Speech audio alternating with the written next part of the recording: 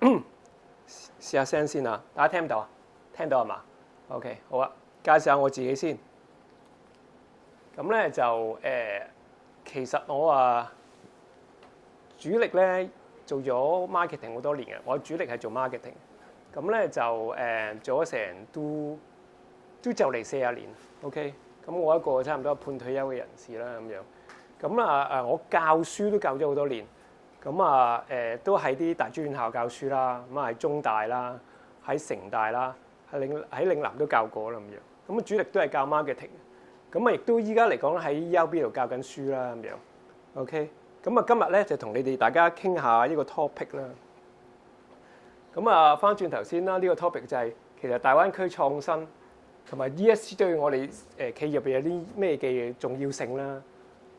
咁咧就咩叫創新咧？大家有冇諗過啊？咩叫創新科技啊 ？OK， 喺大家周遭範圍入邊嚟講，可唔可以講到一兩樣關於創新科技嘅名詞俾我聽啊？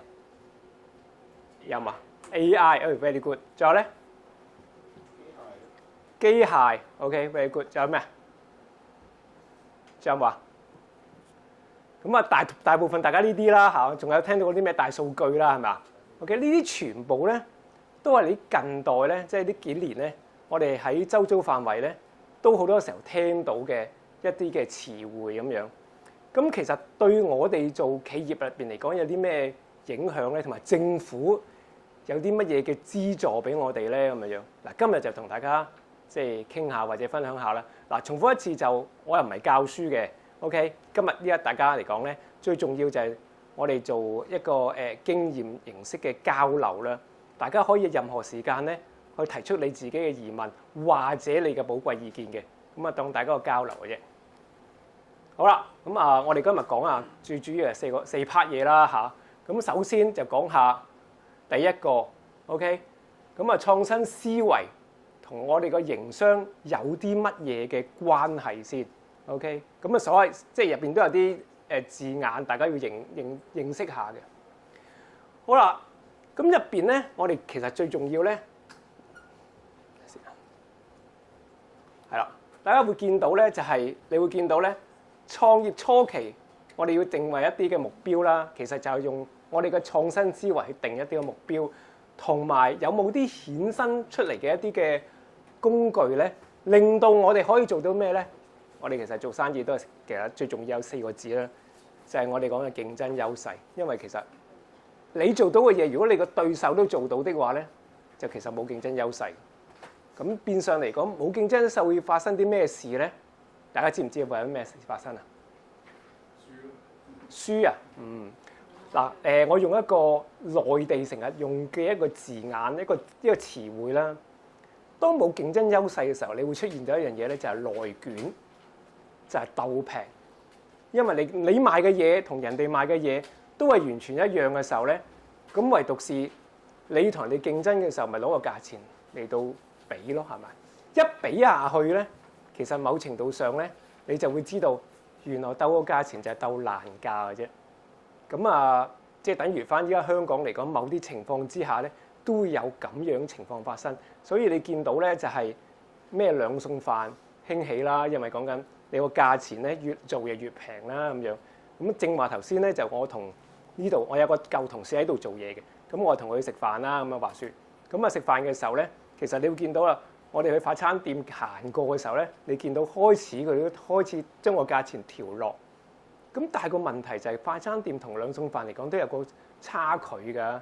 咁其實有冇辦法可以喺我哋講緊一個創新思維入邊咧，可以做得好啲咧咁樣？其實我哋有兩個，整體嚟講有兩個嘅基礎。第一個就係主動式嘅創新思維。咁我用一個例子啦，其實 Uber 就係一個好典型嘅例子，即係大家都知道嗱，呢個依家嚟講咧就當然已經開始啦咁發，咁有啲細節嘅字眼咧就開始出現咗。咁見到咧就係早2個禮拜咧，政府已經開始試水溫，就話俾你聽，我要發1萬個嗰個網約車嘅車牌啦，係咪？咁我哋講緊如果上年未立例嘅時候咧，其實白擺車咧係犯法噶嘛。OK， 好似等於翻我哋嗰陣時候，我哋嗰年代啦，60、70年代咁樣嚇，60、70年代個白擺車就成街都係。咁啊真係喎嚇，即係咁。但係個問題咧，後尾當入的士出現咗之後咧，你就會見到咧就係已經取締咗白牌車。OK， 咁但係而家你翻轉頭咧，就見到咦點解我哋會翻轉頭會有容許有我哋叫網約車嘅出現咧？係因為我哋要接到軌，同埋我哋內地嘅我哋祖國入邊好多呢啲咁樣嘅我哋叫網約車嘅安排。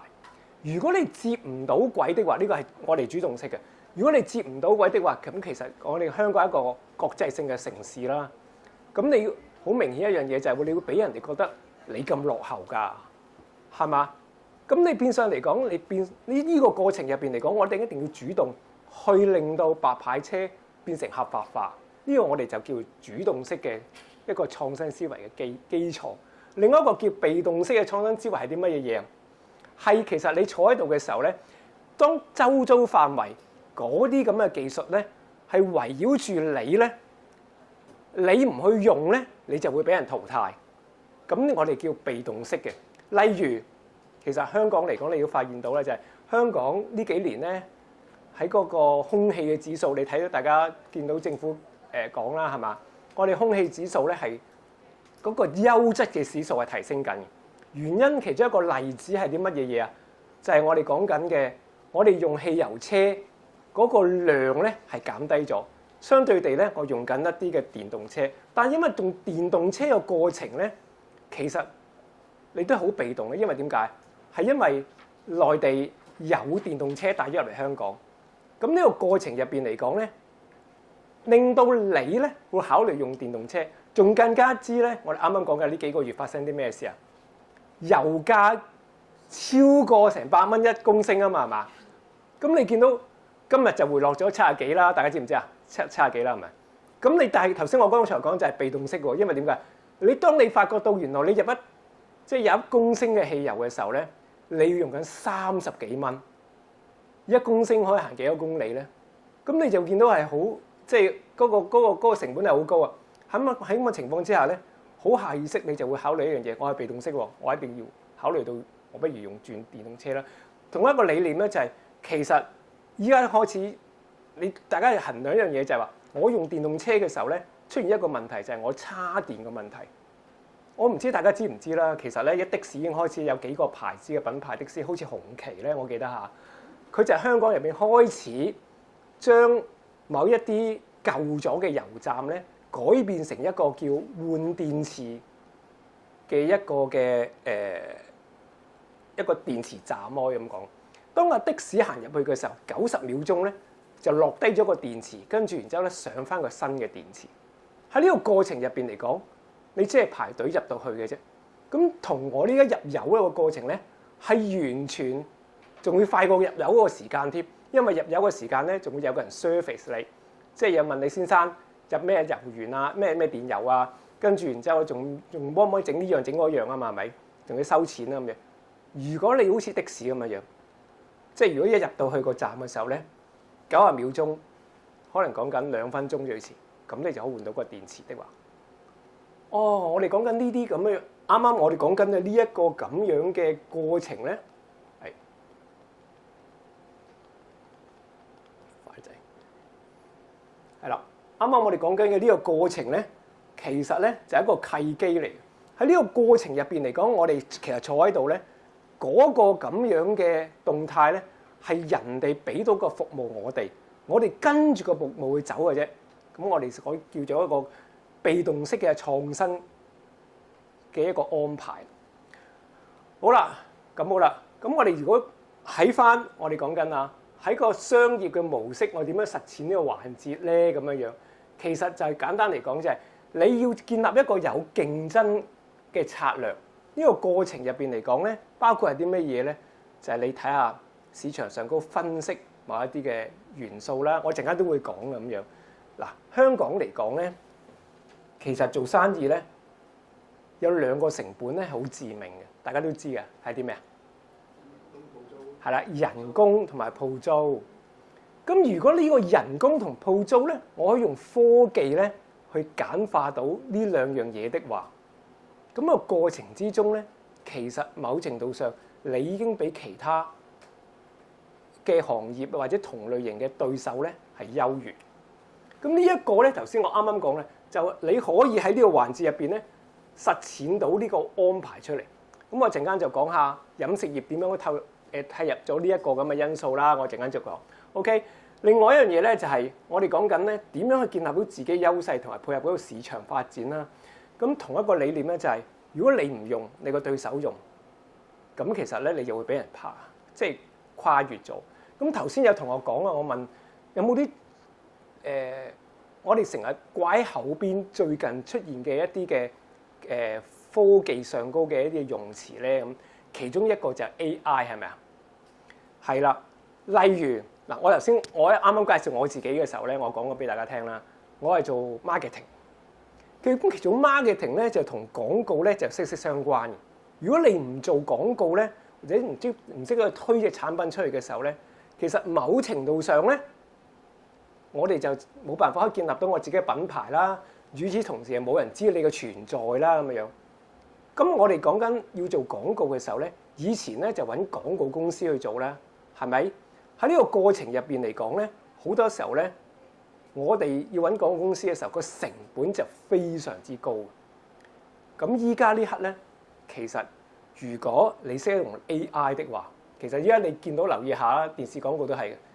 有啲電視廣告又好，有啲喺網上嗰見到嘅廣告都好，譬如喺呢一個 IG 啊，或者係 YouTube 啊，你見到嗰啲廣告咧，其實唔係人拍，係用緊 AI 去做，嗰個成本就低好多。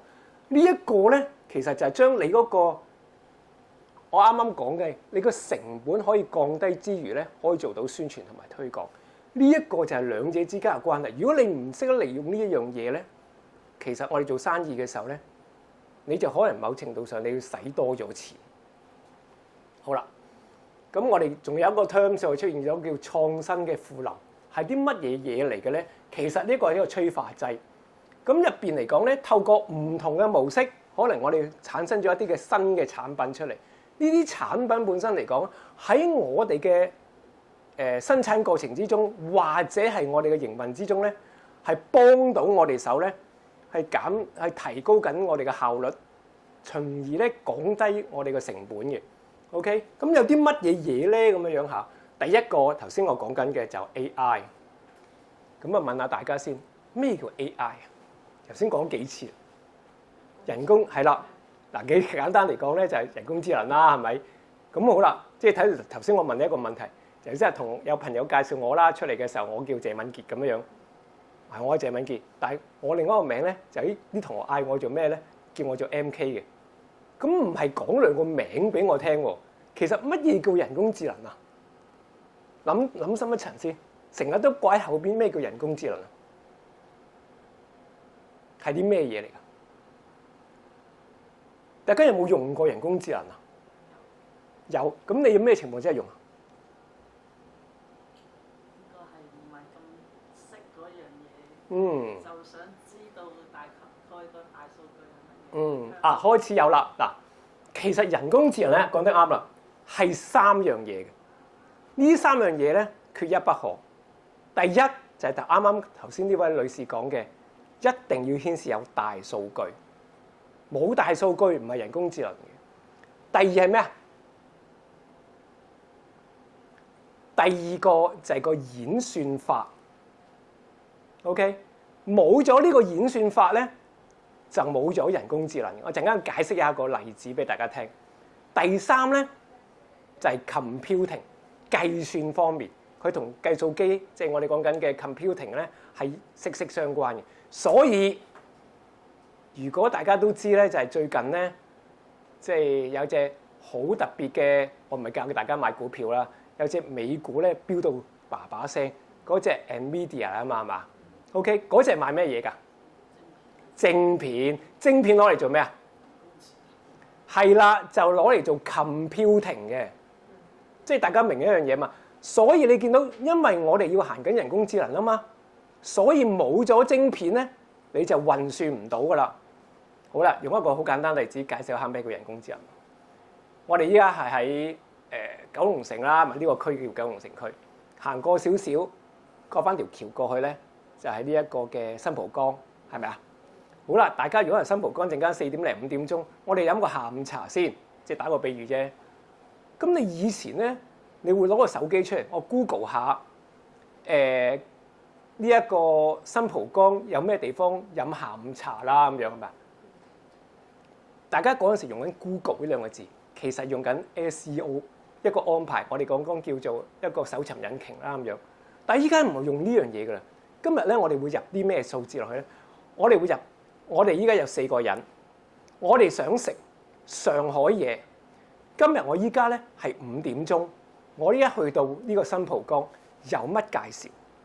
當你呢一紮資料擺咗入去之後咧，佢人工智能就會啱啱我哋講啦，計算啊嘛，跟住然之後咧就我哋顯算到出嚟話俾你聽，哦，原來新蒲崗有一間好出名，係米芝蓮入邊嚟講咧係有1星或者2星嘅上海菜館，啱晒你去食嘅，甚至乎你今日入埋去，我想食幾多錢嘢，佢都會俾個菜單俾到你。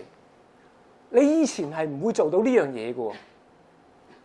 頭先我剛才講呢一紮嘢，就係頭先我啱啱我講緊呢堆嘢嘅時候咧，如果我係做菜館嘅，我就咁啱係有一間上海嘅菜館嘅小老闆，係間中小企嚟㗎嘛，係嘛？我就利用緊人工智能呢個過程咧，引導等我班客咧走嚟幫襯我。咁至於點做咧咁樣，咁當然啦，入邊就會牽涉到我另一範嘅專業啦。我哋會教大家會做一啲我哋叫做數位營銷或者數碼營銷啦。咁香港而家轉咗個字眼叫數字營銷啦。咁入邊就會有一啲嘅字咧，一啲嘅詞彙同埋一啲內容咧，我哋叫 content 擺咗入去之後咧，咁我哋啱啱講嘅其實佢轉咗出嚟嘅人工智能就係咩咧？就係嗰個 Google 嘅 Gemini， 佢就溫到嗰一個計算出嚟，就成份嘅資料提供緊俾你。咁頭先我啱啱講啦，所以佢入邊咧係低成本，我哋講緊低成本做到出嚟嘅圖像、影音過程入邊嚟講，咪可以做廣告咯。所以有時候咧，我收到一啲可能我講緊嘅一啲嘅信息翻嚟嘅時候咧，其實呢啲係用緊人工智能顯成出嚟嘅嘢。咁個過程入邊嚟講咧，如果你唔識得用呢樣嘢嘅時候咧，其實我都同你講咧，就係嗱，先唔好希望俾人工智能淘汰先。咁首先，如果唔俾人工智能淘汰，你就識得點樣去利用人工智能，產生到你嗰個嘅競爭優勢。咁呢個咧就喺現階段，亦都係政府入邊咧，我希望推到出嚟嘅一個嘅目標嚟嘅。再跟住落加速產品嘅研發，例如啲咩啊？我哋其實頭先有講過嘅，就係因為你入邊咧已經牽涉到有一啲嘅計算同運算嘅方法。咁你計算某啲嘅產品嘅時候咧，你可以將你以往嘅頭先同我講嘅大數據咧擺咗入部電腦入邊，或者擺咗入去雲端入邊。喺呢個過程入邊嚟講，佢自己會篩選咗出嚟，佢就會演繹到我哋要做啲乜嘢嘢。舉一個好簡單例子。呢度有冇人做網店，或者有冇幫襯過網店買嘢啊？未做網店就一定係啦，係咪可能啊？幫襯網店買嘢就一啲都唔出奇啦。例如淘寶啊、拼多多啊，甚至乎香港 TV Mall， 或多或少你一定幫襯過買嘢。咁咧，你有冇留意到一樣嘢？就係當我去呢啲網站買嘢嘅時候咧，佢會將入邊某一啲嘅資料咧。因為你以往去睇過某啲嘅資料嘅時候咧，喺嗰個網頁入邊咧會顯示到某啲嘅產品出嚟。大家有冇留意到啊？我冇諗過我要睇呢啲嘢嘅喎，但係佢會顯示到出嚟，好似着咗魔咁嘅樣。啊，我就係想問呢樣嘢，點解佢會知咧？係因為佢睇到啊嘛。甚至乎我哋嚟緊嗰個週末係咩日子啊？端午節係星期5啦。嗱，女士唔知就唔出奇嘅，男士知唔知啊？父親節係啦，父親節。咁你會見到咧，就係當你父親節到嘅時候咧，好啦，佢就會知道你係仔女嚟嘅。OK，你以往嚟講呢段時間咧，你會買過一啲男士嘅用品。OK，咁呢一刻咧，佢就會話俾你聽，因為父親節啦，佢就會浮現咗你今日要 remind你去買呢啲產品。頭先我啱啱剛才講。嗱，頭先你啱啱諗住，哇嗰啲企業梗係大啦咁樣，唔係㗎，普通細嘅網站都可以做到呢樣嘢㗎。最重要嘅就係喺呢個過程之中，佢知道你要啲乜先 ，OK？ 咁佢就會顯示到出嚟。咁嗱當然啦，我有另外一啲 topic 咧，教一啲我哋講緊 online 嘅 business 嘅，咁入邊會論到咩咧？就有啲叫 job shipping 嘅嘢，甚至乎你唔使俾錢買，咁你到期時咧就會係一啲廠家俾到一啲資料你，會顯示喺你個網站入邊，咁你會更加知可以好快脆俾到一個信息俾你個消費者咯，咁樣係嘛？咁優化嗰個商業決定係啲乜嘢嘢？頭先我啱啱講啦，咩叫客製化？冇客製化咧，即係等於翻頭先我啱啱噏過一樣嘢，就係你賣嘅嘢同人哋咧係冇分別。用一個例子啊，我好記得我嗰陣時教日校嘅時候咧，有一班學生最嬲尾嘅時候要做個 project， 其中有個學生仔去同我講，佢話俾我聽，佢話 MK，我想做一間糖水鋪，即係佢做 project 之前要做 presentation 嘅啦，咁樣等我覺得 O 唔 OK 嗰時俾佢做啦，咁樣。佢話我做間糖水鋪，咁咧佢大概講咗大概3分鐘至5分鐘嘢，我就叮咗佢，我就直情問佢一個問題嘅啫。我話你賣緊嘅紅豆沙、綠豆沙、豆腐花，同人哋賣嘅紅豆沙、綠豆沙、豆腐花有咩分別咧？有咩分別啊？有本實性嘅紅豆做。咁但係個問題好似冇分別喎。咁我就同佢講，你冇分別啊嘛。咁你冇分別咧，其實就正頭先我啱啱講緊嘅一個好大嘅問題。咁你咪鬥價錢咯。嗱，用一個例子，我唔知大家知唔知啦。有冇人住喺荃灣啊？荃灣條街叫享和街，有兩間豆腐花啱啱隔正中間啫，賣豆腐花喎。早幾年都試過買啊，我做賣3蚊，佢就走去賣2蚊。個原理係啲乜嘢嘢？係因為大家賣緊嘅嘢冇分別啊嘛。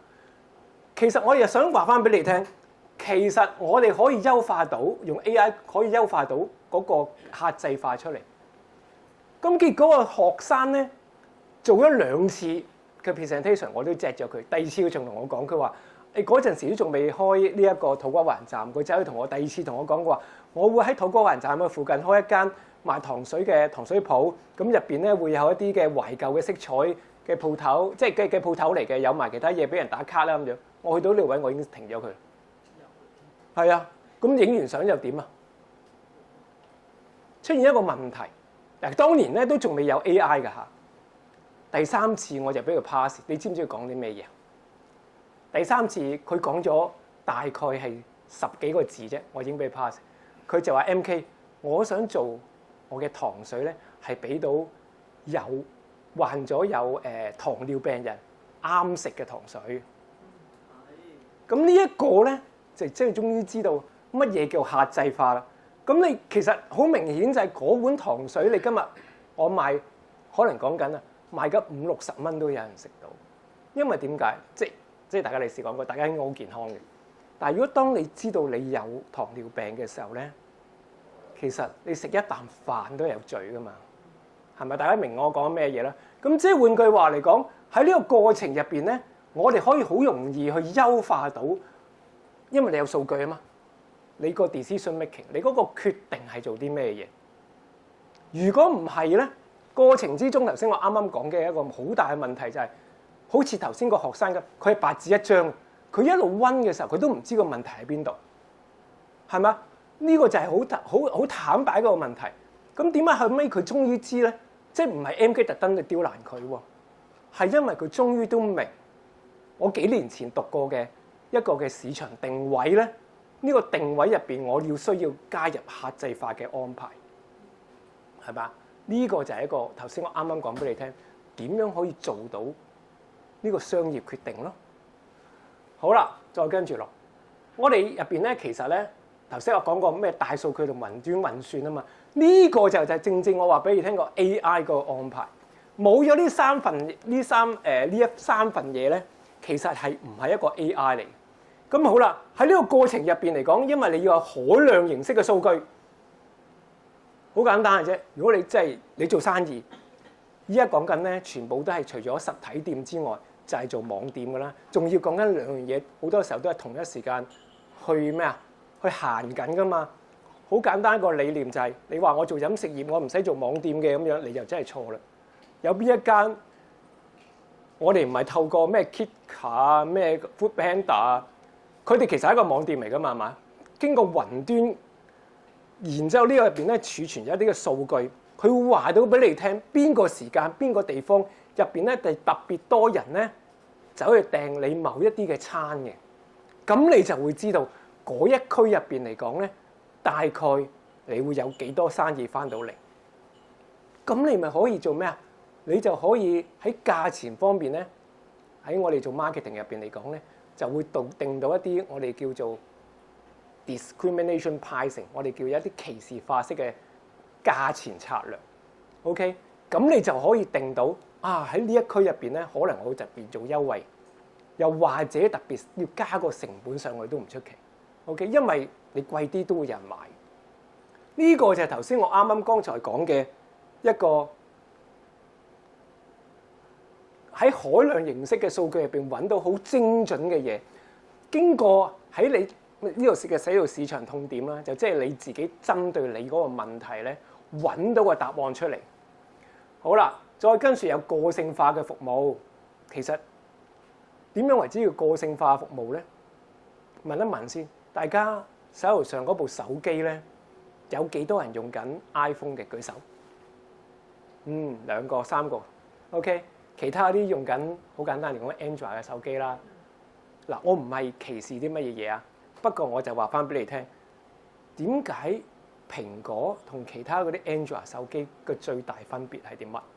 其實蘋果賣嘅手機咧，唔係賣手機，蘋果賣嘅嘢咧就係一個個性化服務。你有冇試過走去蘋果嘅商店入邊咧？你攞部好舊嘅電腦落去，或者總之係蘋果嘅，或者手機都好，佢都會有個靚仔或者靚女坐埋度，坐低慢慢傾，我教到你識為止。甚至乎咧，嗰個 operation system 咧已經講緊咧好舊㗎啦，唔緊要，我教到你嗰個係你嗰部呢部 hardware 你可以 support 到嘅，我幫你上到個 iOS 喺最 latest 嗰個，令到你用到為止。到最後尾，如果真係用唔到咧，佢都會私底下有啲方法教到你。你今日走去攞部，我唔係講人哋個牌子不是啊嚇，不過我就係講緊，譬如你攞部攞部Samsung 或者攞部我哋國產嘅手機啦，華為諸如此類，你走去同佢講，跟住佢就會可能直接同你講，佢話係咁噶啦，先生，你要換手機嘅。你明唔明啊？人哋蘋果賣緊嘅嘢咧，就係我講緊嘅個性化服務。呢個過程入邊嚟講，其實因為佢收集咗好多數據，佢知道個客要啲乜嘢嘢，咁所以佢就喺前線嘅時候，要啲同事咧，佢訓練出嚟識得點樣面對你，要提供緊啲乜嘢客戶服務俾你。OK， 咁但係其他一般嘅手機咧，其實佢賣緊嘅就 hardware 加佢哋自己研發嘅 software 嘅啫，就咁就完。所以點解人哋賣緊嘅嘢咁貴咧？同一個理念喎，你見到大家知道有電車啦，即係啱啱先我講過，我哋見到全球入邊講賣得最好嘅電動車係邊一間公司啊 ？Tesla。但係其實你要翻轉頭諗啊 ，Tesla 係賣2個 model 嘅要，依家嚟講，一個就 Model Y， 一個就 Model 3。係得2個 model 嘅啫，後舊嗰啲就完全唔賣嘅啦。其實講緊，咁但係點解佢都仲可以生存到咁耐咧？但係調翻轉，你今日見到嗱，我又唔係講緊我哋祖國不是啊，我淨係講緊呢個事實嚟。你賣比亞迪咁樣為例，佢賣好多唔同嘅型號嘅喎。OK，嗱，可能有啲女嘅朋友喺度啦嚇，佢可能唔知有啲咩一回事啦。嗱，有啲男朋友喺度啦嚇，男性嘅朋友喺度。咁你就知有 Auto 3、有 Auto 4、Auto 2啊咁樣，好多型號。但係點解人哋可以好精準地知道，其實個市場淨係要我呢2隻嘢嘅啫？係因為佢做咗好仔細嘅市場調查。因為其實佢賣緊嗰部車俾你嘅時候咧，個過程之中係會搜集緊每一個嘅用家嗰個嘅駕駛嘅習慣同埋個駕駛嘅模式，其實佢上傳咗落去佢自己部電腦入邊，佢識得去演算出嚟，佢知道我再下次再去作出一啲嘅調節或者微調嘅時候咧，佢識得點做。個原理係咁樣。咁好啦，咁你問我中小企可唔可以做到呢樣嘢？其實大有大做，細有細做。最重要就係你有冇，即係首先嚟講，你部收銀機都可以做到呢樣嘢嘅。OK， 每日常賣緊嘅嘢嘅時候咧，唔係淨係打，以前嚟講，淨係打個價錢上去，都嘅登記咗你買咗幾錢，買到啲咩價錢嘅嘢啦嚇。OK， 咁但係你唔知咩貨款同埋咩款式喎。但係依家嚟講，其實依家所有嗰啲收銀機咧，其實係同後邊個電腦咧係綁住噶嘛。咁你只係識得做分析就得㗎，用電腦做分析。咁亦都提供一啲彈性嘅計算方法。咁入邊咧衍生到咧就係你會問翻個電腦入邊咧，我哋喺呢個營運模式入邊，佢幫你演算出嚟最平個營運成本係幾多咧？同埋點樣可以做到營運成本可以最平咧？佢可以做到俾你嘅。好啦，再跟住落呢一個咧叫歐化鏈嘅技術。問一問先，咩叫歐化鏈？嚇？係咩啊？有冇人講？有冇人講到一啲例子咧？咩叫歐化鏈嘅？銀行用區塊鏈嚟做保護安全。文字上嗰都係啦，係嘛 ？OK， 咁啊，仲有冇啲例子啊？有冇例子啊？其實咧，簡單嚟講，加密貨幣就係歐化鏈嘅一種。即係其實你今日見到咧，某一隻貨幣咧，咪上到咧，每日咧上1000蚊，又攞1000蚊嗰啲嘢咧嚇，好犀利嘅。有冇人踩緊嗰隻嘢？冇啊嘛，希望 OK。嗰隻即係歐化鏈嘅一種。其實當我哋做生意嘅時候咧，好多時候咧，我哋將某啲嘅數據上傳咗上去，其實喺個雲端入邊嚟講咧，你可以同人哋 share 嗰啲資料嘅。例如好簡單一個理念就係，以前咧嗱，我屋企咧就其實開會計師樓，咁我另一個身份咧就係我平時咧要翻去我哥哥間會計師樓度咧幫人做數。以前做數嘅過程咧，你一定要去到人哋間鋪頭或者人哋間公司睇住盤數去做嘢。咁依家呢刻咧，其實咧佢只要將啲資料上傳咗去某一個雲端嘅 server 上高咧，佢俾個曲我哋咧，我哋上去嘅時候咧，其實只要我 download 出嚟睇，我哋發覺邊啲數有問題的話咧，我哋喺呢個過程入邊咧，其實佢係簡化咗成個嘅運算嘅過程。OK， 例如好簡單嘅理念啦，我有其中入邊咧，我哥哥嗰邊咧係有一間都幾大間嘅酒樓，幫我哋做數咁樣。咁我哋就會知道咧，就係每一個月咧月尾嘅時候，我哋做一個盤點。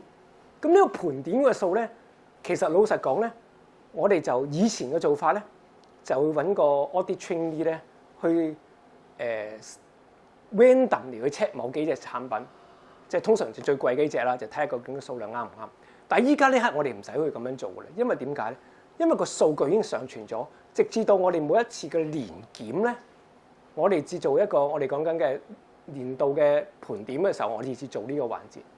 咁個過程咧就其實我哋簡化咗成件事，甚至乎咧你見到入邊咧呢個過程入邊咧，入邊有啲形象嘅嘢，你都可以用緊呢啲圖片去做到呢樣嘢出嚟，可以仲有即係有嗰個佢嘅嗰個嘅叫做藝術價值之餘咧，仲可以升值。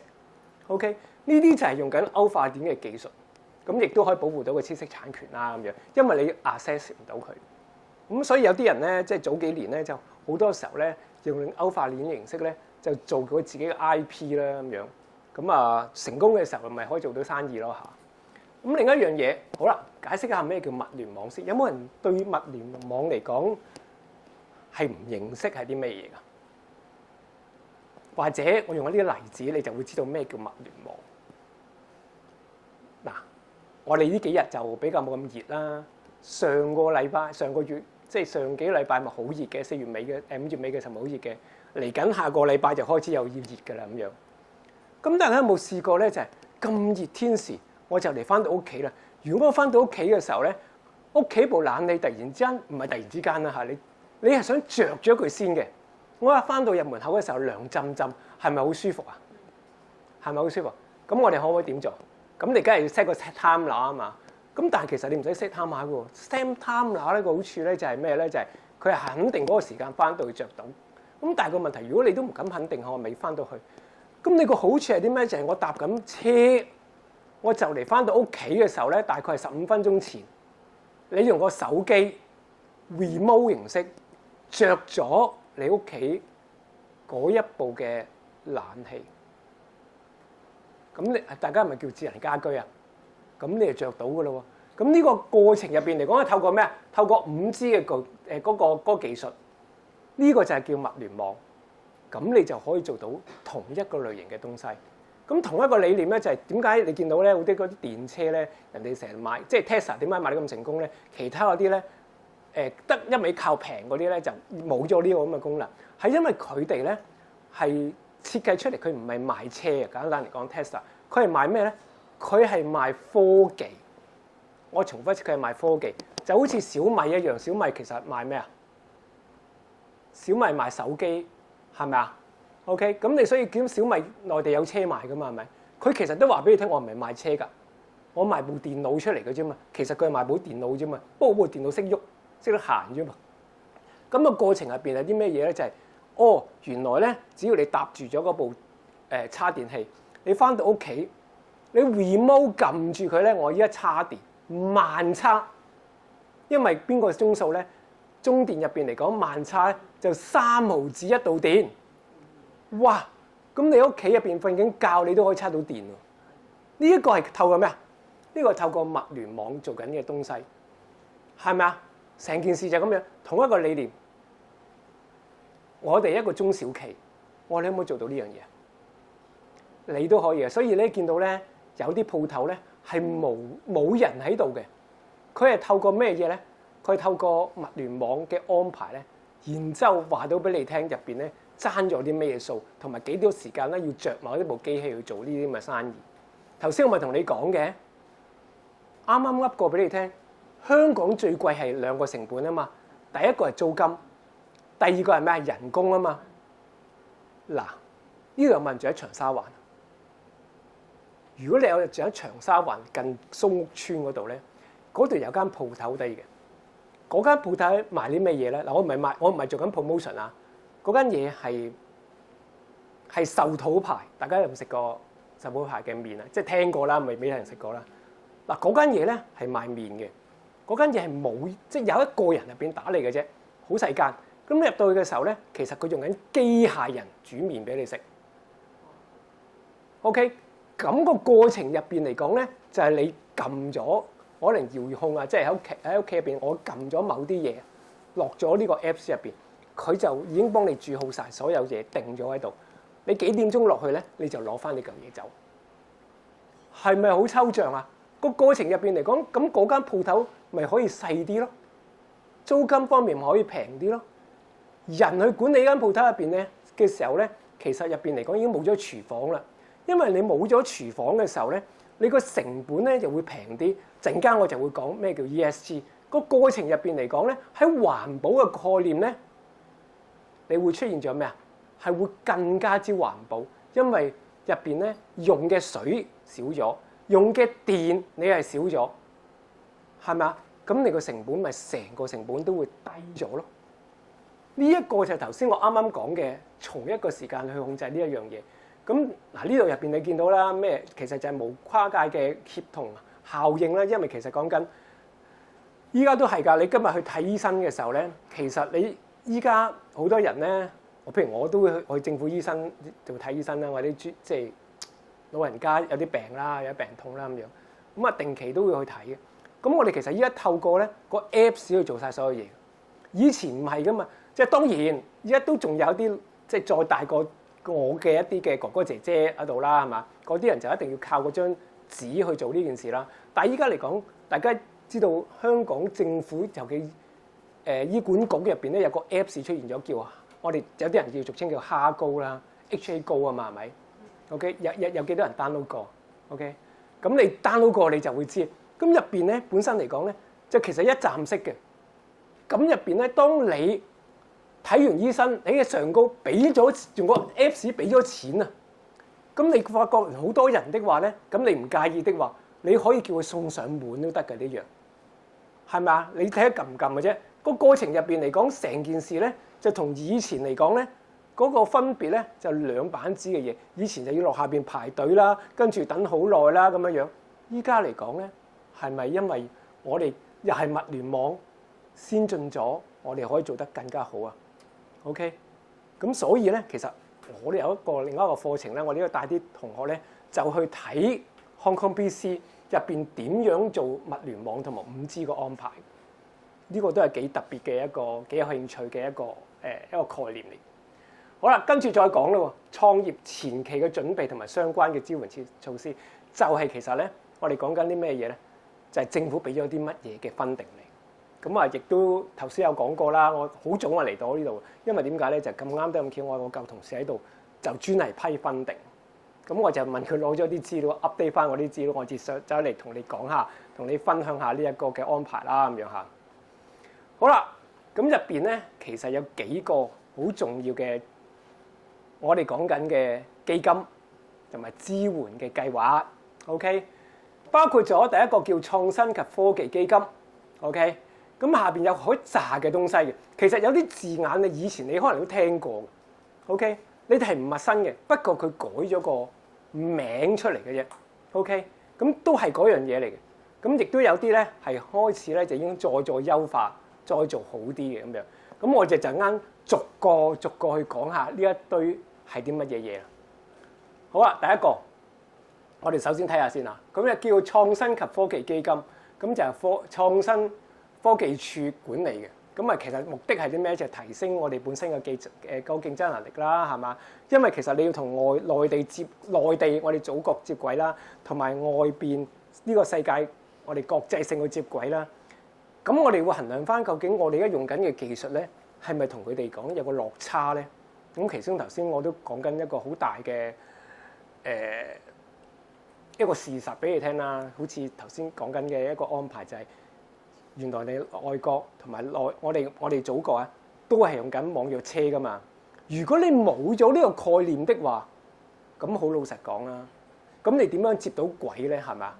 咁其實呢個環節入邊咧，佢就其實透過呢個基金咧，鼓勵同埋支援緊我哋香港企業提升緊我哋嗰個技術嘅水平。咁更加多嘅創意加入去，呢個好重要一個環節。因為其實好簡單一樣嘢，如果你唔行前一步，你其他唔同我哋周遭範圍嘅國家，佢行前一步，咁即係你咩啊？你真係落後緊俾人哋，係嘛？個原理就咁簡單嘅啫。所以你一定要人哋行咁多，你就要行咁多。OK， 最緊要唔好俾人淘汰啦。咁入邊咧有個叫企業支援計劃。咁啊，入邊嚟講咧，每個項目咧嗱，咩叫一換一對一嘅一個項目咧咁樣嚇？咁頭先我特登問咗我同事，係咪依家仲行緊一對一？佢話一對一嚟講都有嘅，不過咧就依家嚟講有個 option，可能一般嚟講對1對3啦。咁即係話你攞3蚊，佢就俾1蚊，你都唔出奇嘅咁樣。咁呢個就係我以前舊同事話翻俾我聽。咁但係咧，其實呢個喺個制度上高應該嚟講都係一對一嘅，即係話你攞1蚊出嚟。政府又會同你攞多1蚊 ，OK 就資助你某一啲嘅科研嘅計劃。咁總共咧每個項目咧可以最多批成1000萬。咁即係換句話，你首先你要有1000萬喺度先啦嚇。個原理係咁樣樣。咁即係話你肯抌1000萬，咁政府就都會資助你1000萬。OK 嗰個安排就係咁樣樣。咁但係嗰個錢係咪使唔使還翻俾政府啊？係唔使㗎，唔使㗎。OK。我記得係唔使嘅 ，OK， 咁就1對1嘅。好啦，咁咧呢啲項目咧，一般嚟講係唔會超過24個月，即係2年嘅 ，OK， 個原理係唔可以超過2年。咁即係換句話，當你橫跨個項目入邊多過2年嘅時候咧，好啦，因為佢做 audit 噶嘛，咁佢就會話翻俾你聽，你係超支。其中超支唔係代表一定係錢啊，時間都係資源嘅一種嚟嘅。OK， 留意啦嚇。另外一個我哋叫創投嘅基金，呢個犀利啦！呢個係成20億嘅，咁就係2017年開始，即係疫情之前已經抌咗一嚿錢出嚟。咁呢個目的咧係啲乜嘢嘢咧？就係喺我哋資助我哋本地嘅創新科技嘅創業嘅企業。OK， 例如啊嚇，原來你舉個例子，你發覺到你可以設計一個嘅人嘅我哋講緊嘅一個 DNA。點樣重組呢個 DNA， 然之後呢個過程入邊嚟講，即係我舉個例子下，可以令到你，如果你患癌症嗰個問題咧，可以即係我哋講緊係減低個痛楚的話，哇！呢個咧有機會攞到錢 ，OK？ 咁但係個問題咧就係頭先我剛才講咧，你真係要有個咁嘅科研計劃先。咁通常呢啲咧就會係同緊啲大學一齊咧研究出嚟。好啦，再落咯喎。嗱，呢一個咧叫做數碼轉型嘅支援計劃。咁你聽呢個名咧，可能你會覺得好陌生。咁仲要講緊咧，佢就喺2025年咧2月23號咧，啱啱咧就截咗止，因為要做緊優化。但係如果我講呢個字眼咧，或者呢個 terms 咧，你一啲都唔陌生。大家有冇聽過科技券啊？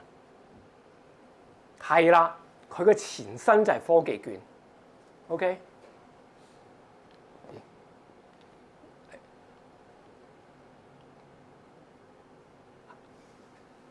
呢個係啦，佢前身就係嗰個科技券。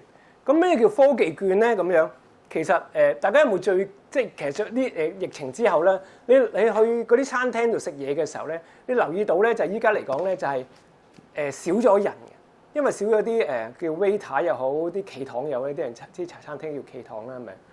咁你少咗啲人，個原因係啲乜咧？就係佢話翻俾你聽，其實咧入到去嘅時候咧，佢連餐牌都冇俾你。最重要係一樣嘢咧，好似內地咁樣，唔該你掃碼啦，係咪？當你掃咗碼之後咧，呢部手機就會顯示到我呢個餐廳入邊嚟講咧，有啲乜嘢嘅 menu 出現喺眼前，係咪啊？跟住然之後你落單咧，就有啲咩特別嘅優惠，係嘛？個過程入邊嚟講咧，其實呢個掃碼咧，就係頭先我啱剛才講啦，就係一啲支援一啲嘅電子支付啊、客戶管理嘅系統嚟嘅 ，OK。咁你當你掃碼嘅時候咧，佢就其實就喺個電腦入邊咧，喺雲端入邊咧，就會同時之間會儲存咗呢啲資料出嚟。頭先我咪同你講嘅，呢啲資料有咩用啊？就係幫你手到日後咧，邊段時地要做啲乜嘢嘅 promotion， 做啲乜嘢嘅推廣，做啲乜嘢嘅宣傳，買啲乜嘢嘅貨，入啲咩嘅貨，咁令到我哋講緊嘅嗰啲客咧更加之有客製化嘅服務。咁呢個咧，其實咧，呢個計劃其實以前一路推開緊 ，OK。咁不過咧，佢就喺2025年，即係上年咧，即係啱啱冇1年咧，就已經截咗止生產申請啦。咁我同事仲緊呢樣嘢㗎。咁其實入邊咧一路咧嗰條 Q 咧都冇斷過嘅，同我講話俾我聽。咁一路都仲緊批緊嘅。咁入邊咧就只不過喺呢個環節入邊咧，呢一年半載咧，我哋咧仲緊咩咧？就係做緊優化，希望可以再做一啲更加之貼到市場需要嘅一啲嘅支援出嚟 ，OK， 咁遲啲會再有第2 lot 嘅申請嘅。好啦，再跟住落，大家會見到咧就係一啲新型嘅工業加速嘅計劃。嗱，呢個咧就可能你會諗啊，乜香港仲有工業嘅咩？係有嘅，不過你哋可能唔知嘅啫。OK，咁香港仲有，如果唔係唔會有香港有2個工業園噶嘛？大家知道喺邊度嘛？唔知啊？一個喺咩啊？將軍澳啊嘛。另外一個喺大埔啊嘛，係咪？呢2個工業園嚟嘅喎，你入到去係有啲工業嘅，不過問題咧，你會見到一樣嘢咧，就係其實就比較少啦。咁但係個問題咧，就政府都希望咧喺呢個過程入邊嚟講咧，希望可以再投放一啲資源落去，令到我哋本地嘅企業家咧有興趣再推一啲新嘅工業嘅一啲嘅技術同埋生產一啲嘅一啲嘅 system 出嚟啦，咁樣嚇。好啦，再落咯喎。咁仲有一個咩咧？就係同我哋同內地接軌嘅一個計劃。呢個計劃係咩咧？就係我哋叫做講新嘅名應該係咁樣啊。內地與香港科技合作嘅資助計劃。咁主要嚟講係做啲乜嘢嘢咧？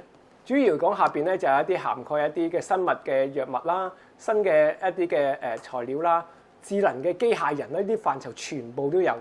OK，咁呢啲咧，其實將來咧，我估一下喺北部嘅都會區入邊咧，有一個科學園，一個科學園。咁入邊嚟講咧，就會主力係做呢一堆嘅嘢㗎。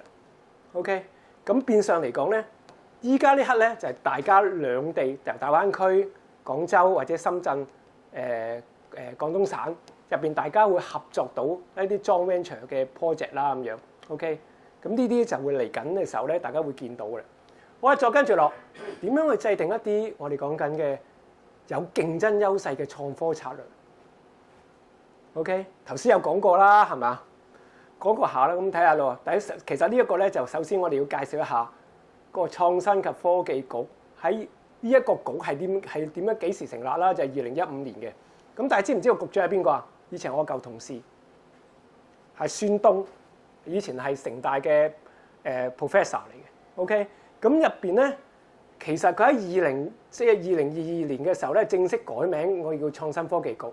咁佢目的亦係頭先我啱啱講啦，就係希望可以再做一啲工業化嘅行業。但係當然唔係一啲我哋用英文嘅字眼就叫做 labour intensive，就係一啲人即係我哋叫人手稠密嘅工業，唔係嗰啲嚟嘅。我哋可能會做一啲嘅叫輕工業。咁知唔知咩叫重工業？咩叫輕工業啊？重工業就好似我哋以前咧，我哋70年代嘅時候，其實大家知唔知道世界工廠喺邊度啊？你就可能一定唔知啦，因為你未出世啊嘛，係咪？我哋重複一次啊，啱啊，你糾正啱啊！世界工廠喺香港 ，OK， 當年嘅世界工廠就係香港。我好記得，我嗰陣時好細個，我又唔係好細個，10幾歲。嗰陣時就喺啲我住喺徙置區，即係7層區徙置區咧。咁啊，定期咧會攞啲牛仔褲翻嚟剪啊，即係剪線頭啊，膠花咗嚟穿膠花。呢啲就叫重工業。OK， 呢啲係重工業嚟嘅。OK， 係啦，紡織業。我媽媽咧就揸住個攀咧，好似你見到陳寶珠年代咧，即係工廠皇后、工廠公主嗰啲咁咧，就翻工廠入邊咧係做嘢嘅。OK， 嗰啲係紗廠啊嘛。OK， 咁呢啲咧就係我哋叫重工業。乜嘢叫輕工業啊？旅遊業嘅輕工業，旅遊業就唔係工業嚟嘅。OK， 輕工業係啲乜嘢嘢咧？其實咧就係類似做一啲嘅設計，做一啲嘅模具。咁呢啲咧我哋叫輕工業。做完出嚟咧就係俾一啲大嘅我哋講緊嘅工廠入邊用嘅東西。我哋係提供緊一啲咁樣嘅科技俾到呢啲大嘅工廠。咁主要嚟講咧，有半硬件嘅情況出現嘅。OK， 呢啲我哋叫輕工業。好啊，咁咪睇下咯喎。咁啊，創新科技局喺2022年咧，其實咧就有一個發展藍圖。嗱，其實咧呢度講緊咧，我做緊呢個過程入邊咧，即係呢份嘅我哋講義嘅時候咧，其實咁啱得咁巧咧，就係我哋內地我哋嘅祖國推出一個新嘅5年計劃。咁今日咧，大家有冇留意到咧？就係政府未話翻俾你聽，佢都要推出一個新嘅5年嘅發展計劃啦。OK， 其實嚟緊咧，佢會拍齊咗呢一個創新科技局入邊咧，一齊去做呢個5年計劃嘅。OK， 入邊會包括啲乜嘢嘢咧？其實就係幾大方面嘅嘢。我下邊睇啦，呢度入邊有寫嘅。OK， 我哋入邊逐個去睇下。第一個，我哋就講緊聚焦我哋嘅一啲優勢嘅產業，明確做咗佢嘅定位先。因為如果定位做得唔清晰，其實你唔知做啲咩出嚟嘅。OK， 個原理係一樣。咁我哋要好清晰知道自己嘅定位先。咁入邊包括咗啲乜嘢嘢咧？我哋就譬如好似生物科技啦，我哋講緊嘅一啲嘅金融嘅科技啦。咁啊，我講到呢度咧，其實咧有啲即係我日後呢啲同學咧就開始問啊。其實成日講緊 free tech， 佢就問其實香港幾時會出現一個叫做危穩幣啊？聽過未啊？呢個字眼，即係佢哋想問會出現到一個叫好似一個美金嘅一個貨幣咁樣樣，不過係一個 crypto 嚟嘅。OK， 因為我哋講緊係一個頭先啱啱講緊嘅一個嘅加密幣嚟咁樣。佢就希望可以保障到香港本身嗰一個嘅聯繫匯率嘅咁樣。OK， 叫維穩幣啊嘛。佢其實目的係啲咩嘢咧？就係想做呢一樣嘢。咁呢個就係 FreeTech 嘅其中一個環節。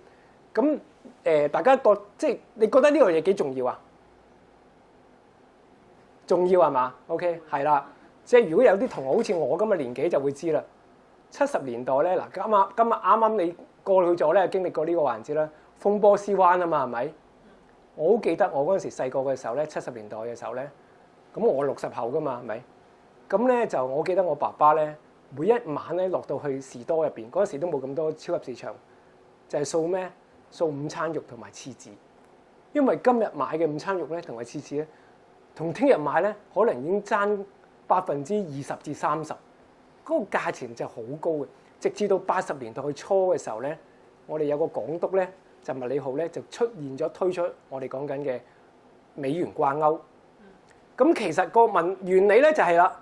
咁呢個我哋講金融科技咧，可唔可以做到呢一樣嘢出嚟咧？佢希望可以推動到呢一樣嘢啦，咁樣。咁就係一個新型嘅工業化嘅一個安排。另外頭先我講緊嘅發展藍圖啦。OK， 咁呢一個咧，我又推返上幾個月之前啦。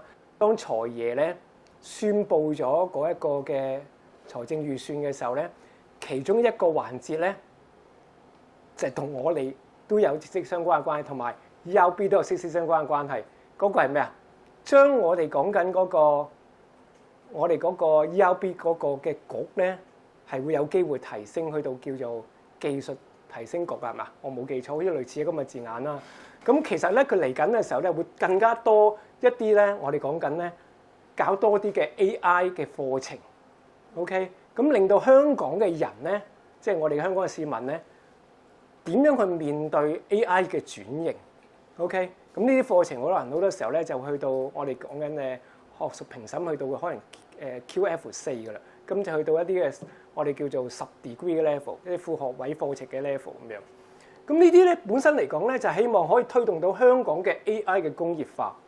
OK， 咁頭先我講過啦，其實嚟緊嘅時候咧，你首先唔好俾 AI 淘汰嘅時候，就首先你一定要做到一樣嘢，就係你識得去管理同埋去控制 AI 先。OK， 咁你知道個概念係啲乜嘢先？所以頭先我都俾咗一個好簡單嘅概念俾大家咧，就係話以前嚟講，你可能用緊 Google 去揾一啲嘅產品，係咪啊？揾得一啲你想揾到嘅資料。今日你可能唔係再用緊呢一個好簡單個某一啲嘅關鍵字，你可能成個嘅問題打咗入去 AI 入邊，佢就會成個嘅一個嘅圖像或者成個嘅篇幅話翻俾你聽，你要應該點樣提議你咁樣做啦。咁你當然你要經過你嘅思考，你覺得有幾多樣嘢咧，你信佢或者你採納佢㗎啦，咁樣係嘛？好啦，再跟住落，我哋講緊啦，利用緊我哋講緊嘅國際嘅金融中心發展高增值嘅科技服務，例如知識產權嘅交易啦。咁呢個好重要一個環節，因為其實香港嚟講咧係好特別嘅，就係我哋好多年之前都有講啦。頭先如果我未正式去開始呢個我哋講緊呢個座談會嘅時候咧，大家都如果有睇過嗰條片咧，你會見到啦。香港係幾年前，應該十幾年前已經簽咗個 CEPA 啊嘛。OK， 跟住然之後咧，再跟住落咧，就係香港嚟講係我哋祖國嘅最重要一個嘅，我哋叫咩啊？一個嘅中介人做啲咩啊？就係一帶一路嘅。咁你見到阿習主席講呢樣嘢，如果我哋呢個超級聯絡人咧，呢個身份咧，我哋唔識得利用到佢的話咧，咁其實我哋講，我哋可以喺呢個過程入邊嚟講啊，幫到我哋嘅祖國咧，就同外邊度接軌啊！最好嘅方法就係咩？就係透過我哋自己一個國際金融中心，一啲高增值嘅投資。OK， 嗱，內地嚟講咧就有啲敏感嘅，因為點解咧？內地我哋接觸唔到有外國嘅貨幣噶嘛。OK， 大家要明啦，因為即係有啲政治上高嘅問題啦嚇。咁但係個問題咧就係香港就唔緊要，香港我哋嘅貨幣咧係全面流通嘅。咁所以喺呢個過程入邊嚟講咧，好多時候咧，如果外國嚟到香港投資或者投資內地的話 ，OK， 咁啊賺嘅人民幣翻嚟咧香港嘅時候咧，就對沖翻佢哋自己嘅貨幣，然之後帶翻出境咧，咁呢個就理所當然。呢個就係我哋本身嚟講就利用緊我哋國際金融嘅地位呢個安排。再跟住落，我哋講緊嘅強化我哋人才啦。OK， 呢個好重要嘅環節啦。我哋又值得大家留意下，因為叫點樣優化我哋嘅入境嘅措施。仲有幾個禮拜啫，我諗未夠3個禮拜啦。OK， 2個零禮拜啫。大家知道我哋有個新嘅口岸會出現嘛？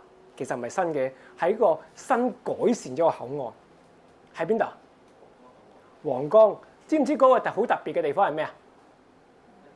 係啦，一地兩檢。個目的係咩咧？就係優化入境。因為我哋講緊咧就係其實咧嗱，依家香港其實都仲行緊一地兩檢，就淨係得一個口岸啫。大家知喺邊度？西鐵啊，唔係高鐵係啊。OK， 高鐵嘅時候咧，搭高鐵嘅時候咧就做到呢樣嘢噶嘛。咁但係個問題咧，如果我哋依家呢刻啱啱我講啦。原來我哋高鐵咧就要個成本高啲啦，因為你每一次要搭車嘅時候咧都一定嘅費用啊嘛。但係如果我哋行到落去，啱啱我講緊皇崗口岸可以做到呢樣嘢嘅時候，咁呢個咧個時間方面就快咗。與此同時，你個物流方面都會快咗嘅。問下你哋先，有幾多人試過喺蓮塘口岸出入㗎？舉下手，2個，有幾3個。如果你有蓮塘口岸出入過咧，你就會知啦。嗰個其實個口岸咧，可能你會覺得好細，但係入邊本身嚟講喺個物流業方面咧，嗰個係咁多個口岸之中係最好嘅一個，尤其是同中小企添。因為點解咧？就係如果有人去過呢個口岸咧，你就會知道佢下邊係一個最底嗰層咧，係一個咩啊？係一個好多你見到嘅一啲嘅物流嘅，我哋講緊嘅即係速遞嘅交貨點嚟。咁好啦，如果你假設你一間中小企，你自己揸架車泊到去我哋講緊蓮塘口岸，跟住行落去攞批貨，跟住然之後上翻嚟，個過程係好快嘅啫。咁你就可以清到關。咁同你今日咧，如果我用速遞去攞的話咧，你可能用嘅時間咧係頭先我剛才講嘅可能2倍至3倍，你係咪快咗啊？今日如果我哋啱啱我講緊嘅成個過程入邊嚟講咧，如果你優化咗蓮塘口呢個啱啱講嘅皇崗口岸嘅時候，皇崗口岸係做緊啲咩㗎？24小時㗎嘛，係咪啊？咁即係換句話講，你做企業嘅時候咧，你去做交收呢個產品嘅時候咧，係會比其他人快咗。OK， 咁你個競爭咪大咗咯？好啊，同一樣嘢，我哋要透過科學園啦、數碼港啦呢啲旗艦嘅機構啦，提供一啲我哋科學嘅一啲嘅培訓咧，呢個係理所當然啦。你大家如果唔係，你見到已經好多年㗎，呢啲好成熟嘅項目嚟嘅。不過喺呢個過程入邊嚟講，佢會再諗一啲再深化咗嘅嘢。OK， 再跟住有啲嘅初創嘅支援啦，咁入邊咧設立咗一啲嘅叫初創嘅企業引導基金。咁啊，例如入邊咧有啲專業嘅人才啦。你去問佢，其實香港依家爭咗啲乜，或者呢個行業爭咗啲乜，佢有啲乜嘢技術嘅支援到俾你咧？咁呢啲咧係會有一啲專人咧，可以幫到你手提供一啲嘅意見嘅。咁政府提供俾你哋啦咁樣。第二個係啦，我哋深化咗跨境同埋融合國家嘅發展。頭先我講緊啦，新一個嘅5年發展計劃啊嘛。其實呢個就係我啱啱講緊嘅一個安排。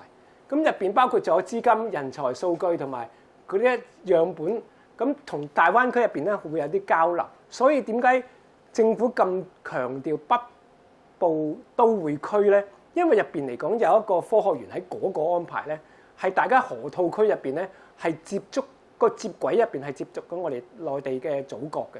OK， 咁啊融合我哋國家嘅體制啦，咁啊例如我哋講緊嘅學校啦，咁啊河套區入邊咧亦都有我哋嘅大學嘅太學園啦，係嘛？咁啊，令到內地生嚟到香港嘅時候咧，未必需要入到去我哋香港生活啦。我哋直情喺河套區可以俾到佢哋一個嘅叫做住宿嘅地方啦。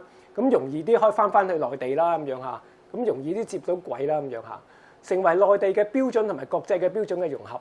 OK， 尤其是我哋一啲防火牆嘅安排啦，咁樣啊呢啲嚟講咧，其實就係講緊，因為內地咧又係講緊啲比較敏感啲嘅安排啦。內地其實嚟講咧，你要睇到外邊嘅資訊咧有啲困難。第二時咧，如果喺呢個北部嘅都會區咧，應該會有某程度上咧係會有個地方可以俾你銜接到同外國做一個嘅接觸啦，同埋我哋內地嘅接觸啦咁樣嚇。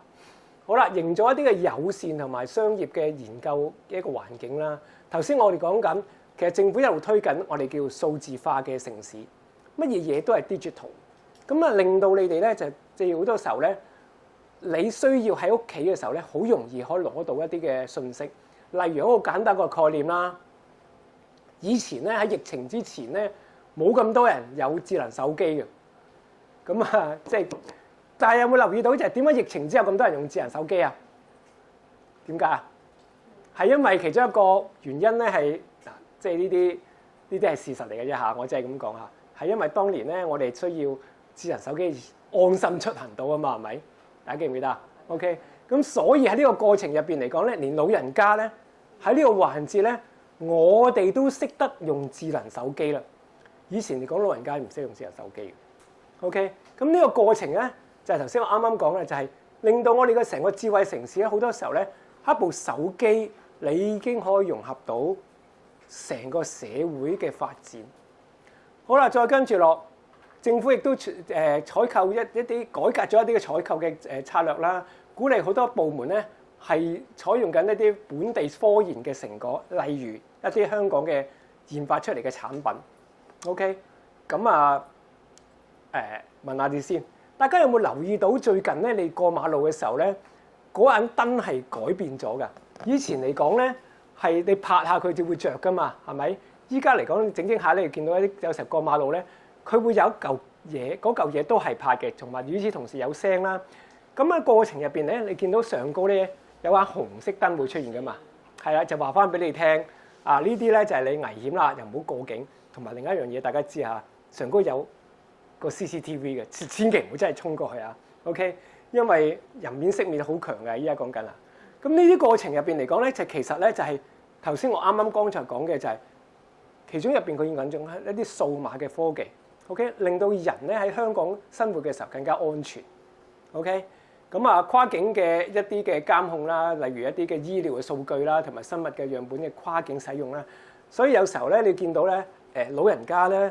好多時候都北上養老啦，喺呢個過程咧，其實嚟緊呢10年咧都會係噶啦。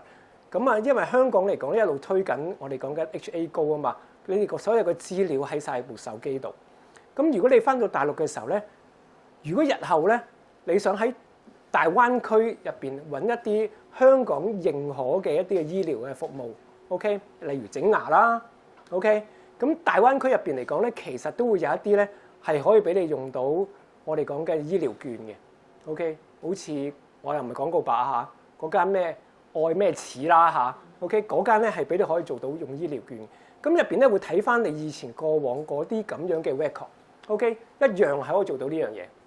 好啦，再跟住落，咁啊亦都好快脆咁講啦，咁入邊咧就即係成立咗50億嘅我哋策略性嘅科技基金啦，重點去提供緊我哋嘅科技啦嚇，咁啊呢個就係其中一個好重要一個安排。好啦，再落我哋好快脆講啊，最後尾個單元嚇，好快脆啫。OK， 我哋講緊咩叫 ESG？ 大家知唔知咩叫 ESG 啊？成日聽到無線成日都講噶嘛，係咪 ？OK， 咁啊，其實就係呢3樣嘢嘅啫。第一個就係環境，一個就係責任，另外一個就係嗰個管治。咁點解咁重要啊？呢3樣嘢點解咁重要啊？永續啊，2個字用解釋晒永續啊。咁我哋睇下啲乜嘢嘢先 ，OK？ 其實咧環境咧，嗱我其實之前咧就喺一間環團入邊做咗4年嘢嘅，咁我話對環境呢樣嘢咧，就原則上咧就比較熟悉啲啦嚇。咁所以香港嚟講咧，就政府入邊有啲 project 係以前我做嘅，其中一個咧就係嗰個廚餘，又講翻啲歷史啦。點解廚餘咁重要咧？我哋講緊要處理呢樣嘢咧。咁咧，因為其實全香港嗰3個堆填區咧，其中我有2個我自己都親自入過去。咁啊，好惡劣嘅環境 ，OK， 好惡劣環境。咁入邊嚟講咧，其實咧就係其實你唔處理廚餘咧，就一早爆咗啦。咁香港嚟講，大部分我哋講緊有七成至八成嘅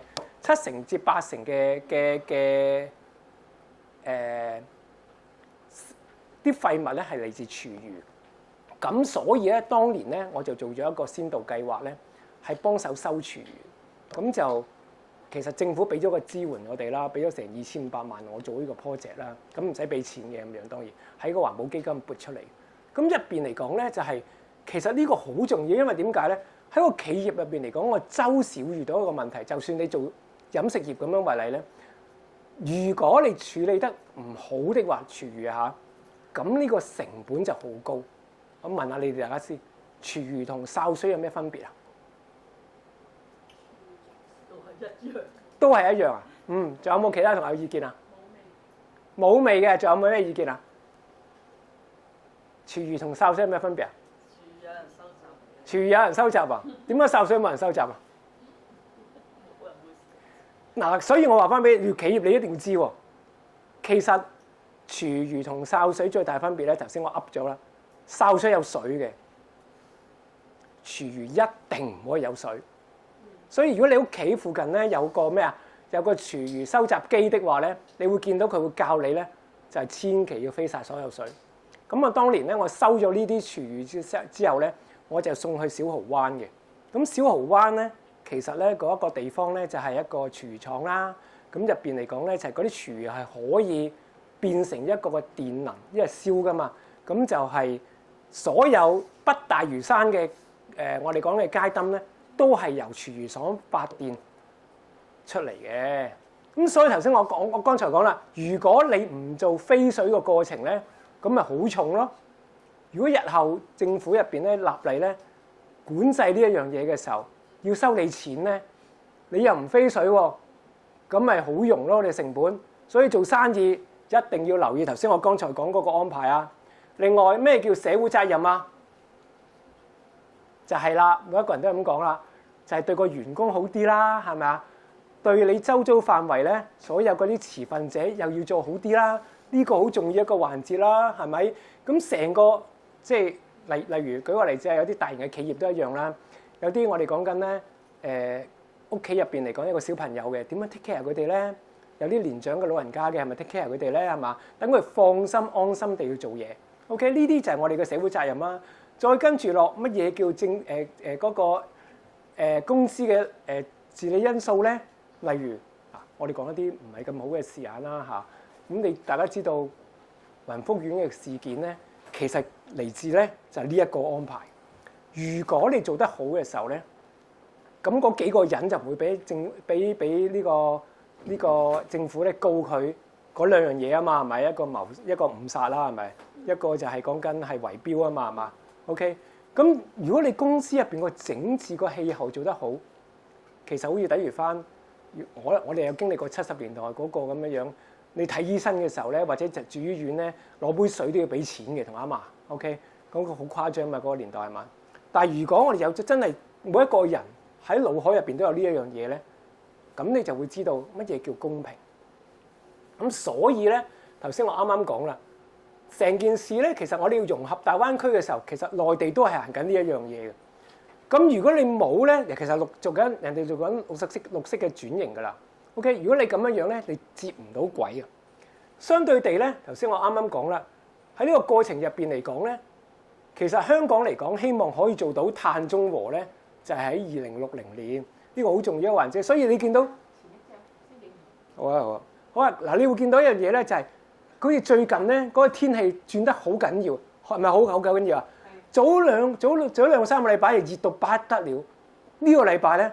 我夜晚黑咧，即係大概4、5點鐘咧，我要着長袖衫、長褲嚟瞓覺。我唔使冚被都要着呢啲衫嚟瞓覺，因為好凍。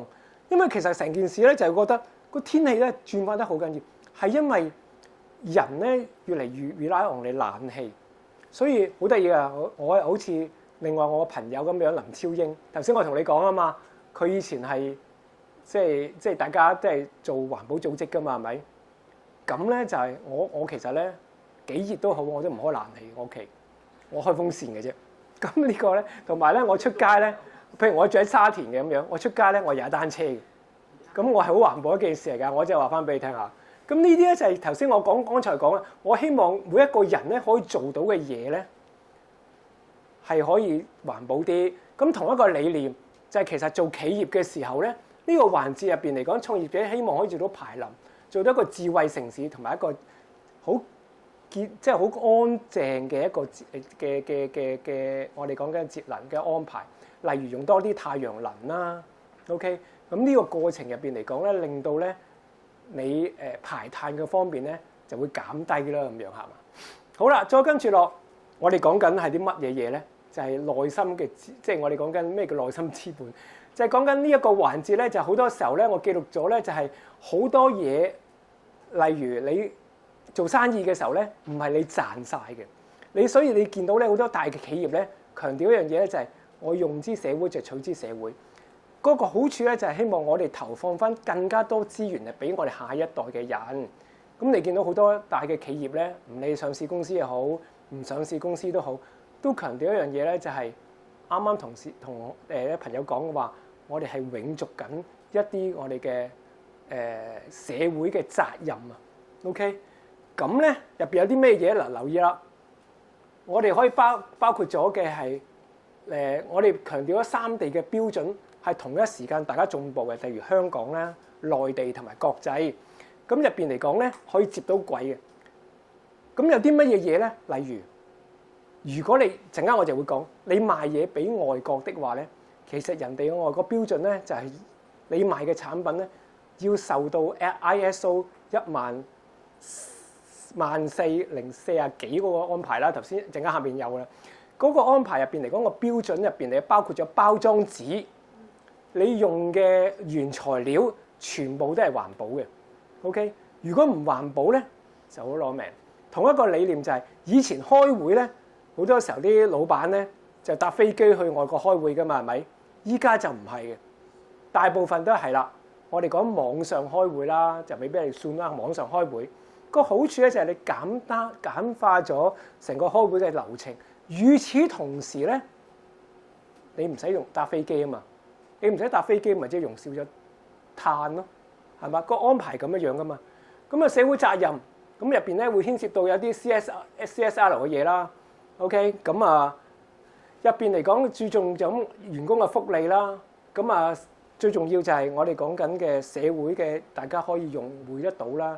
咁啊大家有個老幼嘅融通喺度啦，咁就唔好話分開你同我啦咁樣嚇。好啦，入邊嚟講咧，頭先我剛才講啦，大灣區融合咗香港同國際嗰個嘅網絡啦。咁好多時候咧喺法律同埋金融入邊嚟講咧，我哋都會實踐咗一啲嘅 CSC 嘅安排。咁好啦，最後啦，咁入邊嚟講咧有啲咩發展咧咁樣嚇？例如頭先我講好簡單嚟講啦嗱，其實入邊點樣可以譬如攞啲產品要求嘅時候咧，會加入咗一啲嘅綠色嘅元素上去啦。例如佢攞嘅產品方面咧係綠色嘅產品 ，OK， 係啲環保形式嘅產品 ，OK。第二樣嘢咧就係、是、如果你個生產過程之中咧可以用緊一啲節能嘅系統嘅，咁啊更加符合到某啲嘅國際嘅要求啦。甚至乎頭先我啱啱講 ISO 14064啦咁樣，咁啊提供緊一啲嘅法律嘅一啲嘅懲處啊，同埋呢啲本身嚟講咧就係令到我哋本身嚟講同外國做接軌嘅，因為佢哋買產品嘅時候咧有定有呢啲咁嘅要求啦，亦都提升緊我哋本身香港個品牌形象啦，提升緊我哋社會嘅責任啦，令到個員工有歸屬感，就好減低咗佢個流失率啦。OK， 咁好啦，咁啊有時候咧銀行入邊咧都有啲咁嘅條款加入去㗎。我重複一次啊，咁例如佢入邊咧要求你咧攞即係借錢嘅時候咧 ，OK， 你生產嗰個 project 咧其實係咪屬於一啲 ESG 嘅 project 咧？如果係的話咧，可能佢俾到嗰個嘅貸款嘅利率咧就會低啲嘅。OK， 頭先我啱啱講啦嚇，有評分制啦咁樣，咁呢個過程入邊嚟講咧。如果你要提供緊個 ESG report 咧，就更加好咧。因為以前我喺上市公司入邊咧，就我寫呢個 ESG report 嘅。如果假設大家有興趣想去問呢啲資料嘅，咁你不妨可以問下我啦嚇，咁我可以俾到呢啲嘢咧。所以頭先我啱啱講嘅咩綠色貸款啊、環保嘅保護啊、呢啲社會責任，全部都會喺銀行對某一啲嘅中小企嘅要求嚟嘅。咁啊，如果冇咗呢一樣要求嘅時候咧，咁好啦，銀行可能貸款俾你嘅時候咧，嗰個利率咧，呢個講緊啊，就唔係一個綠色貸款利率，咁咧就好多時候咧，佢會 set 個 rate 咧就會高啲啦。好啦。咁啊，呢度有個資料啦，咁大家見到啦。如果你有需要聯絡我哋嘅資料咧，咁呢度咧有個課程喺度嘅，咁啊如果有興趣嘅時候，可以大家了解下啦，咁樣嚇。咁我今日咧暫時講嘅嘢就喺呢度，咁大家如果有問題咧，可以提出嚟，大家問下。因為有陣時咧，即係都參考下 AI 嘅意見做嘢嘅，咁。如果我用 AI 做咗一啲IP 嘅嘢啦，或者係啲短片，或者係啲故事啦，咁個版權係邊個度？嗱，首先你做完之後咧，因為你用 AI 做啊嘛，咁咧你就可以喺最撚尾嘅時候問一句：呢一個會唔會有侵權嘅成分 ？AI 會即刻咧會喺網上高咧會幫你讀晒所有喺網上高類似嘅資料喺度嘅。如果佢話翻俾你聽，喂，呢個係冇嗰個版權喺度嘅，咁你咪用得咯。嗱，例如我用緊，我唔知大家有冇留意到一個嘅廣告啦。嗰個廣告咧就其實咧就係用緊個概念係用緊咩咧？用緊當年韓戰張咩輝嗰個叫張家輝啊，唔係張，即係嗰個其兩個主角啦，即係兩個主角對話嘅。OK，咁咧就。成個 concept 係嚟自呢樣嘢噶嘛，但係個人個樣咧佢改變咗嘅，OK，但係你一睇落去已經知道係噶啦。咁你問咧係咪唔得咧咁樣，佢就會話到俾你聽，其實入邊咧會有啲咩標準。如果佢覺得你入邊嚟講咧已經用到某啲嘅元素咧，已經係有機會侵犯到某啲嘅版權的話，佢就話俾你聽唔好用。直情話俾你聽唔好用，但係因為佢係如果你個 generate 出嚟噶嘛，即係佢哋係幫你製造出嚟噶嘛，個過程入邊嚟講，通常佢已經避重就輕做咗呢樣嘢噶啦。咁一般嚟講都唔會有嗰個版權嘅要求。咁所以頭先你剛才講個安排啦，睇下你究竟放喺咩地方、咩平台啦。即係舉個例子，你放完之後咧，你係諗住放喺 Facebook 或者放喺你自己 social media 入邊嘅，或者 YouTube 入邊嘅。你一放去嘅時候咧，佢都有個 sensor， 我哋叫 sensor 嘅意思咧，係幫你篩選嘅。佢哋會過咗，如果佢哋覺得冇問題咧，俾你做到咧就冇問題。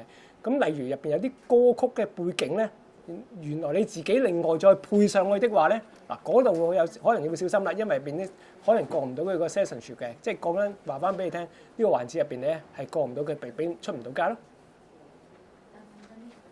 好請問仲有冇其他問題？咁如果冇其他問題咧，今日嘅研討會演講環節同埋 Q&A 環節就到此結束啦。大家如果之後有問題咧，都可以問翻我哋 Success 或者係謝先生嘅。